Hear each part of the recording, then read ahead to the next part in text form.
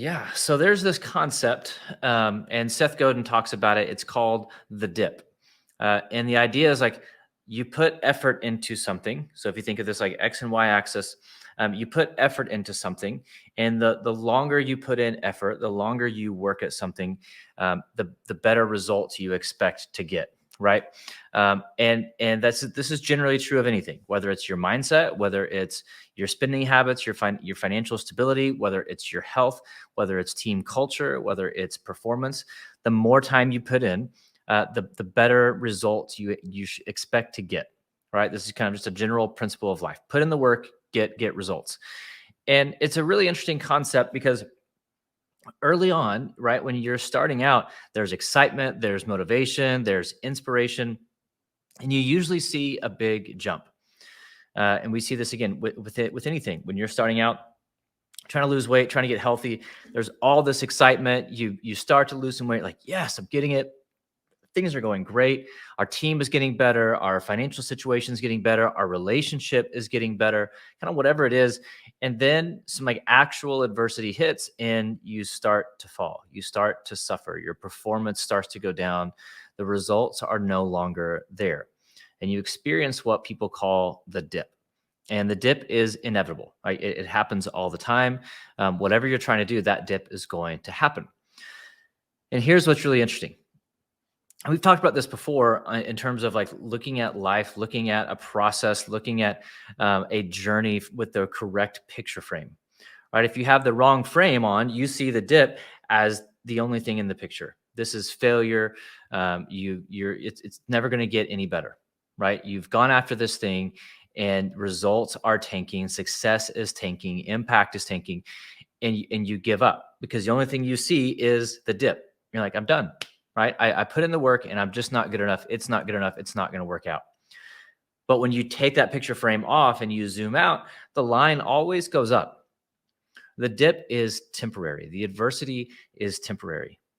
And yet it's in that dip when most people give up, when most people quit, right? You're trying to build a good mindset and you have just a really hard week or a really hard day and you don't have the reactions that you wanted to have. You don't have the responses that you hoped that you would have. You're like, man, what? I thought I was getting better. I thought this was where clearly I'm not where I thought I was. Clearly I'm not as good as I thought I was. And you start to question yourself. That doubt starts to creep in and that bitterness and that frustration. Maybe we as a team aren't as good as we thought we were. Maybe we don't have it. We put in all this work, all this time, all this energy, all this effort, and we're just not seeing the results. Why am I not seeing the results as a leader in my relationship, with my personal health, with my family, with my team? Why are we not getting the results? I guess this is just how it's going to be. And if I put in all this work and this is how it's going to be, this is what I get from it. If these are the results, then I'm out. And it's in the dip when everyone quits because they're frustrated, they're bitter, they're doubtful, they're angry, they're defeated, they're tired. But on the other side of the dip is the breakthrough because it's in that moment when you actually find out who you are and what you're about. It's in that dip where you really figure out, like, what do I actually believe? What am I actually committed to? What am I actually running after? And do I truly believe in those things? Am I actually committed to those things? Or am I just interested in those things? Because if you're just interested in those things, then you give up in the middle of the dip. When you're interested, you don't press on, you don't battle through. But when you're committed and you're sitting in the middle of the dip, you keep showing up. So I know it's tough. I know it's difficult. I know it's frustrating. I know I'm not where I want to be. I know we're not where we want to be, but I know that better days are ahead. And I committed to this. I need to honor that commitment and keep showing up because I believe that better days are ahead. Every great company goes through this. Every great team goes through this. Every great leader goes through this. Everyone goes through this. It is a guaranteed part of the journey that you are going to experience the dip. You're going to experience adversity. You are going to experience failure. But when you give up, then you're giving up too soon. You're giving up too soon because breakthrough is on the other side of the dip. When you keep working, when you keep showing up, when you keep believing, when you stay committed, the results come.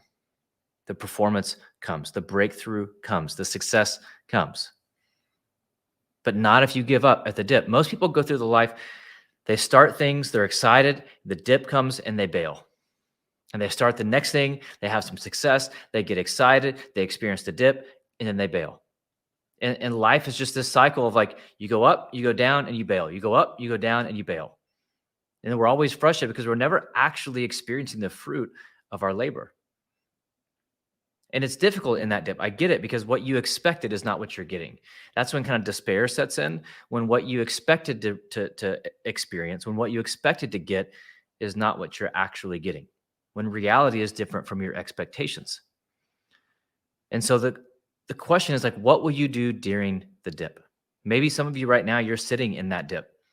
You had a little bit of success early on, but now you're in the midst of the struggle, of the frustration, of the despair. And you're thinking like, man, maybe it's just better if I bail. Maybe it's just better if I don't keep going forward. Maybe I should look for the next project, the next team, the next organization, the next pursuit. Or maybe you just keep going. And then when you keep going, all of a sudden that line starts going back up and your results start to come the way you wanted them to come. You start to get the experience that you thought you were going to experience. You start to get the performance that you thought you were going to have. But you never get there if you don't keep going. You're never going to experience the fruit of that labor, of that time, of that energy, of that sacrifice if you give up in the middle of the dip, because the only way through it is through it. And really in those moments, like you have two options. You can either quit or you can get better. Like that's the options. When you're sitting in the middle of the dip, when you're at that low point, you either quit, say, you know what, I'm out. Or you say, you know what, I'm just going to keep getting better. I'm going to keep getting better. I'm going to keep getting better. That old cliche of 1% better every day until you dig yourself out of that dip, until you're on the other side of it, experiencing success, experiencing the results that you wanted to have, performing as the leader that you knew that you could be, performing as the team that you knew that you could be. Whether it's, again, personal health, financial health, influence, relationship, communication, team performance, business, sports, doesn't matter. The only way through the dip is through it. It's like that dip is the most challenging moment. And it's really easy to believe when you're on the other side of it, when you're on the mountaintop, right? When you're having that success, everyone believes when they're on the mountaintop. The greats believe when they're in the middle of the dip, because that's when it doesn't make sense. That's when it's not convenient. That's when the noise gets the loudest. That's when the critics get the loudest. That's when the doubts get the loudest, is in the middle of the dip. But to make a statement each and every day when you're in that season, to wake up and choose to believe, to choose to commit, to choose to keep going. Like that's the challenge for us. And when it comes to our mindset, because it's in the dip where your mindset matters the most. It's in the dip where that resilient mindset powers you through. A weak mindset gives up. But you've got to work for it every single day. And the stories that we tell, the stories of people who overcame, the stories of successful people, and I don't necessarily mean business or money or fame, I just mean people who made an impact. Every single person experienced the dip, and we only get to tell those stories because they kept showing up, because they kept believing, because they kept doing what they committed to do. So again, maybe you're sitting in that season right now where you're in the dip. Maybe you're struggling. Maybe you're frustrated. Maybe you're questioning yourself, your team, your relationships. Maybe you're questioning everything. And that's okay. That's okay. But you've got to counter those questions, those doubts, those critiques with belief and with commitment and with effort and with energy. You keep showing up, you keep chopping wood, and you'll get out of that dip. The results will come. The success will come. The influence will come. The impact will come, but only if you keep showing up in the middle of the dip. Tracy, any thoughts or questions? I know you're having some Wi-Fi issues. Yeah. I mean, it's making me think of our tool, the apprenticeship square, where people get in the pit of The pit of despair. So despair. Yeah. you're rolling along, you're learning something new. I mean, I could use my example of flying. It's like, ooh, it was super fun at first. And then I got into the weeds. It was hard. And I'm like, I don't think I'm made for this. This is too difficult. Maybe it's not for me. Maybe I should just back out. And it's like, no, you're in the pit of despair. Basically, you're down Yeah. there feeling Yeah. helpless. And it takes maybe another leader to help pull you out. But if you are the leader, you have to recognize where you're at, right? Yeah. Yeah.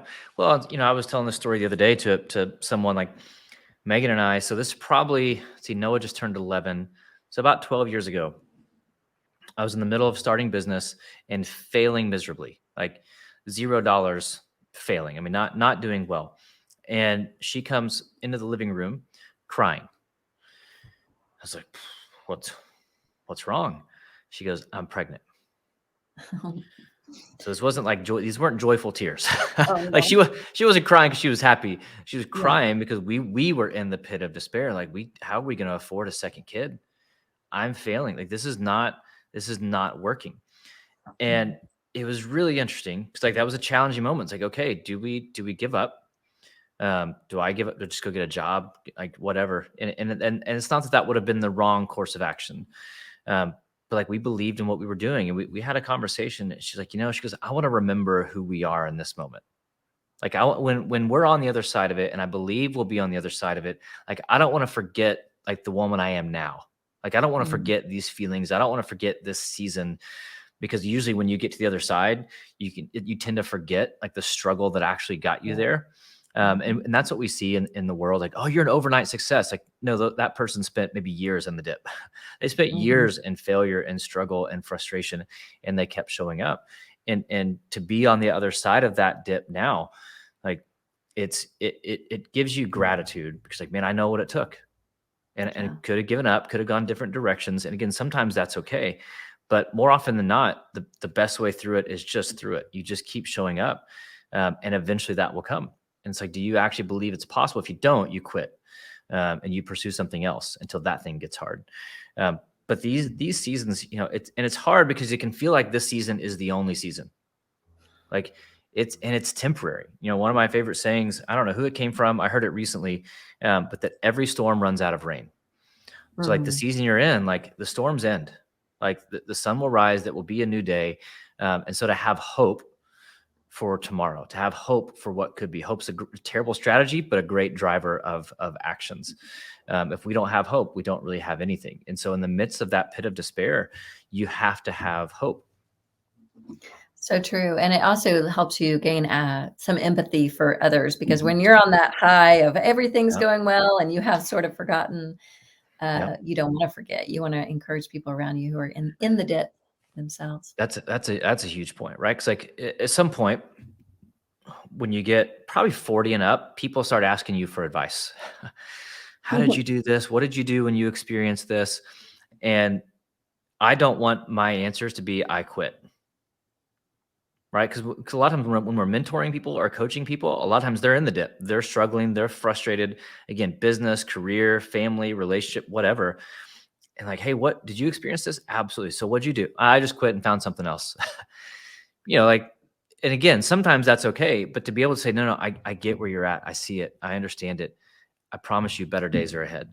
Like you That's right. keep showing up, you keep being faithful, you keep doing the work, you keep being committed. Like better days are ahead. This season will end. I know it feels like it's never going to end. I promise you it will end. I was there, and here's where I am. And so to be able to like have those stories, I don't. Otherwise, we're telling somebody else's story. Oh, keep going. Yeah, but you didn't keep going. Yeah. Like I don't want to tell somebody else's story. I want to tell like it's good to tell other stories. Like I want to make sure I'm living that story as well. Yeah, totally. That's really good. That's encouraging. Okay. So if you're in the dip, remember this. You'll come out of the Keep dip. keep going. Keep going. Yeah. Um, Thanks. for those who are around, let's do some promotion real fast. Why not? Oh, sure. Yeah, let's do it. A few things to talk about. Number one, uh, Jeremy's book came out last. Was it last week? I don't have It any was. concept of time Yeah, it anymore. was last It Tuesday, feels the like a 4th. month ago. It Yeah. was it was it was last Tuesday, October 4th, which is his birthday. The Peace Uh-huh. Index. It's really really good. We've talked about it on here before, but go get a copy for yourself. Go get copies for your teams. If you go to the peaceindexbook.com, Mhm. there's information on how you can do a bulk order, options to get a keynote around the Peace Index, for Jeremy to come live and give that to your organization, your city, whatever it may be. But in a world that's struggling, when stress has never been greater, when anxiety has never been greater, when chaos has arguably never been greater, peace is power. And so this book's a really good framework to help you understand what peace looks like for you and how to get there. So go check that out.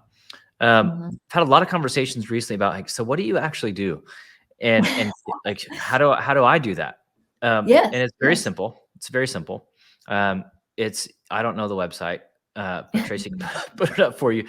But you're called a guide if you want to build a business using Giant tools. So the way Giant operates, like we just resource um, people around the globe with our tools, and you get to use our tools if you want to be a coach, like coaching people one-on-one. If you want to be a consultant, if you want to be a speaker, if you want to facilitate workshops, you can really use the tools however best fits you and the way that you operate and your specific set of skills and gifts. And so you can use the tools. You know, Giant will empower you to do that, certify you to do that, to make you an expert in all things Giant.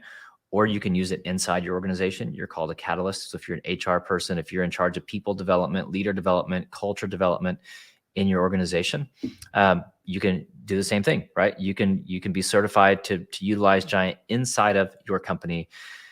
Go to that link, check it out. It's a video. You'll watch a short video. You'll set up a call. Nobody's going to hard sell you. And if you've been thinking like, man, if people are always asking you for advice, for me, that's always, like someone enough people see me as valuable, as wise, as whatever. Maybe there's something I can do with that. Maybe you just want to be super generous and give of your time and your wisdom. Maybe there's a greater opportunity to actually be intentional in coaching people and developing people, and Giant could be a great resource for that. So go to that link, check it out, watch the videos. If you have questions, the Giant HQ team will walk you through every step of the process, answer every question. And again, no hard selling. If it's not for you, awesome. If it is for you, awesome. So go to that link, check it out. Yeah, true story. Somebody that just comes on this podcast and listens. He's been listening for probably a year. He just signed up. He just started the cohort that actually began last about night or today. Ago. Yeah. So that's why he's not here today. Yeah. So that's right. He's not here because he's a little bit busy right now. So, and I also wanted to make a shout out to Dennis from Kenya, came in today and watched. Global. So hi, Dennis. Thank you so much. Global audience. Appreciate you being here. So I am huge in Kenya. People don't know that. You're a big deal. Oh goodness. Well, thank you, Dennis. Thank you for everybody else who showed up today, and keep coming. We love having you. So, and feel free to always reach out to me if you have any questions. I'd be happy to help answer anything from how do I have somebody come do a keynote on the Peace Index to how do I become a guide to any other leadership questions. So we appreciate you. Thank you, Kevin. Always a great message today. One last, there's a question coming in actually. James just said, any tips on knowing when to keep going or when to change tack, basically? How do you know when this is not for you? Thanks, James. That's a good question. This is a great question. And I'm going to give you a terrible answer. Getting a phone call. Do people not know Monday Mindset is going on? Getting phone calls. What in the world?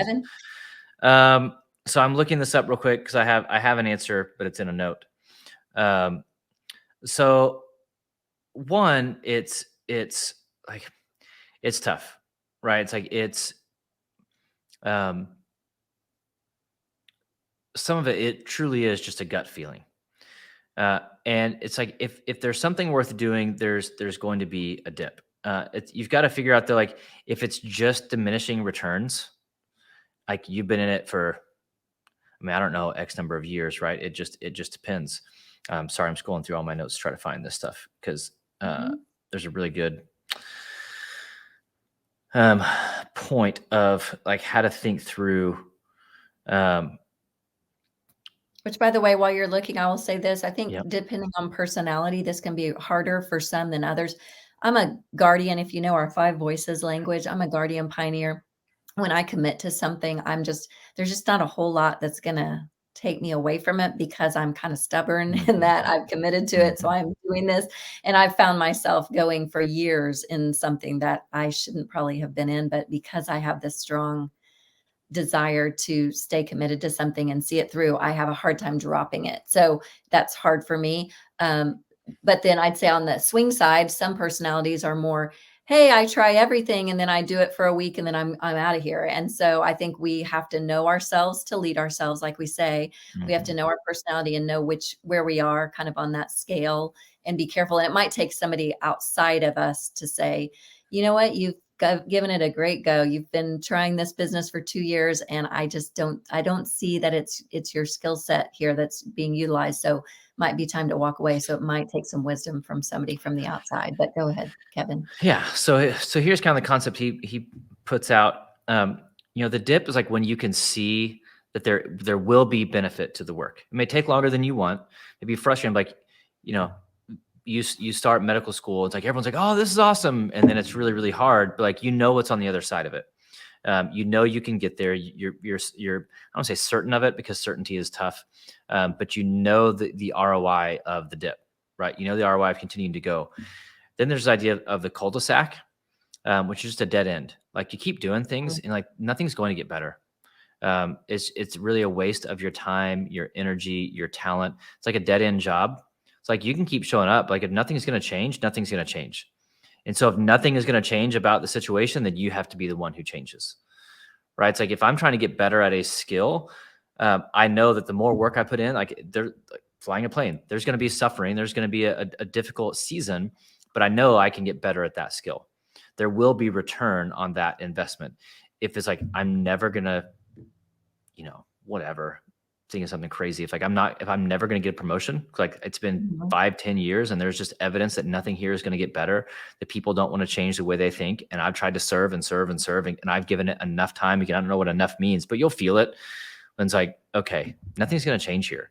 And my efforts are never going to produce anything of meaning. Okay. Now it's time to pursue something else. When you truly can't see, there's nothing on the other side of the dip. It's not a dip. Mhm. It's a cul-de-sac. You're You're just just kind of going, just you're struggling. yeah, Um, that's good. and then there's this concept of the cliff. Um, and it's like, it's good for a while and then it just drastically drops off. And it's like, it's a temporary win. The example they use is smoking. Like it feels good for a while and then you drop Mhm, off the cliff because like, oh, it's actually killing you.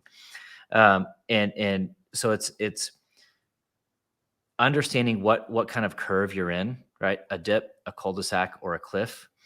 And that can help you just kind of put, and I would say too, and this has been really critical for me in life, is have a circle, have a group of advisors who can speak wisdom into you, who have perspective, who have been there, who you can lay out, hey, here's the scenario. Because sometimes you're so in the weeds, you may feel mhm, like you're in a cul-de-sac, but they can see, no, you're just in the mhm, dip. mhm, And so to have people who can encourage you in that season, or you may think you're in a dip, they're like, nope, you need to get out of this. There's actually nothing good on the other side of this. This is mhm, not going to be helpful for you. So to have people in your life who can speak that truth. And here's the tough part about all of it, about just life in general. There's not a guarantee on any of it. So you can think you're in a dip, you can be in a cul-de-sac. You can think you're in a cul-de-sac, you might have been in the dip. You can listen to your advisors and they may be wrong. Like that's just life. And so a lot of it, you're just making what you feel like is the best decision based on the information you have and the circumstances that you're in and where you want to be. And those decisions can feel really, really, really heavy. You can always make another decision, right? mm, It's like, no, like you'll make a decision. You can always make another decision after that. There's always another opportunity. It may not be to go back, but you can always make another decision. And so we act like that next decision's final. It's like, nope, it was just the next decision. You can always make a next one. yeah, that's good, that's a good word. Yeah, the great question, James, thank you for that. All right, thank you, Kevin, as always, we'll see you next time.